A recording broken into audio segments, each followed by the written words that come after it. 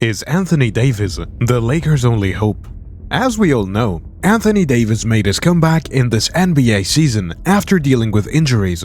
He had made an amazing comeback as the Lakers shifted their offense around Anthony Davis, and for a while, it completely reversed their season. Unfortunately, Davis will not play the remaining matches at least for a month after he injured his right foot against Denver Nuggets. Now we need to wait and see if he could maintain the form that he is carrying over the last month.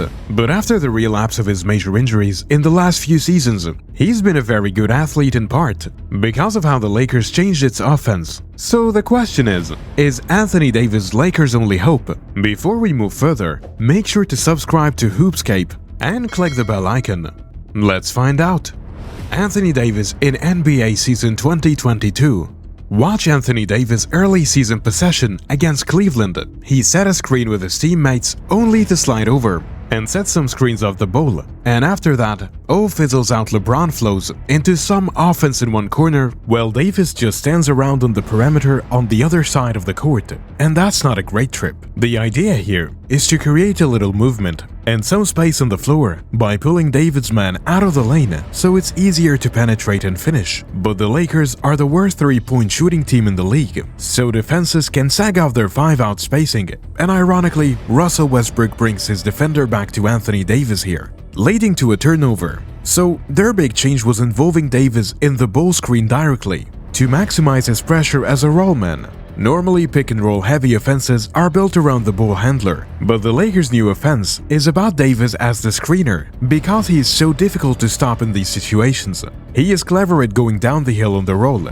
He can set the screen and occasionally pop out for a mid-range jumper, but perhaps the most devastating part of his screen game is attacking a mismatch after a switch. Even bigger forwards like Jason Tatum that start on LeBron are still subject to some bully ball from AD. After they switch, and the Celtics actually needed a defensive counter in that game that we broke down on the Hoopscape channel. These switch mismatches are more than just posting up though. They are about Davis' incredible catch radius around the basket. One of the reasons the post-up is out of style these days is that teams are so much better at defending entry passes. The standard technique is to front the post, while another teammate shades over to help if they throw it over the top. But because David is such a giant vertical target, his teammates can't just throw it up in the air, and he skies right over the smaller defenders to get it. Notice how many of these screens he sets are inside the three-point line. This isn't a screen to create an immediate shot for the ball handler. It is to get Davis inside a smaller defender, near the basket, to go and catch a pass.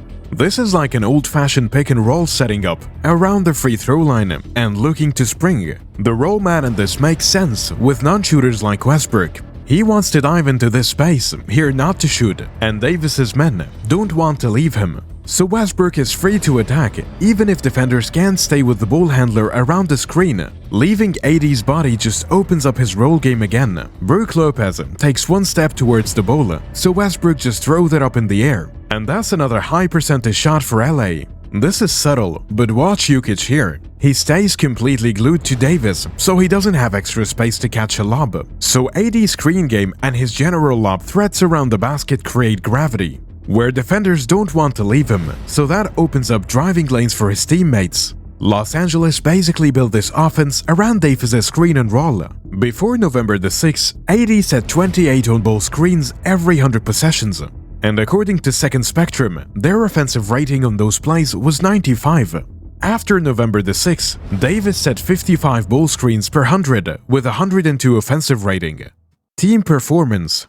So they double their frequency while going from below average efficiency to well above average, and that jump coincides with their overall offensive improvement around Davis. At the start of the season, Blakes were outscored by 5 points per 100 with 80 on the floor, with an offensive efficiency in just the 12th percentile. After November the 6th, they have been +5 with 80 on the floor, and an offense in the 81st percentile. So this shift to a Davis-centric attack built around his roll game completely reinvigorated the Lakers, who suddenly won 7 of 9 games in the middle of November. Davis himself averaged a whopping 35 points and 15 rebounds on 72% true shootings in the 14 full games he played over the stretch. And that leads us to another major component of this explosion: Davis's health. After a transcendent performance in the bubble back in 2020, he spent the last 2 seasons in and out of the line constantly, missing out more than half of his team's games. Going back and watching his earlier film, he looks lighter on his feet to me and just more fluid. He was already pretty filled out by 2018 at the age of 25, adding a sufficient amount of muscle mass over the years as he matured into a defensive cheat code, able to move with the agility of a guard in certain spots with the wingspan of a flying reptile. He was so quick off the floor that he could do the skills that look mind-blowing. Start at the free throw line when this pass is thrown and catch up to the ball at the rim. After some additional weight gain and the toll of those nagging injuries, he wasn't moving like that over the last few seasons, and that chipped away at his value on both ends of the floor. Coach's comments. Here is what rookie head coach Darvin Ham said recently before Davis's foot injury.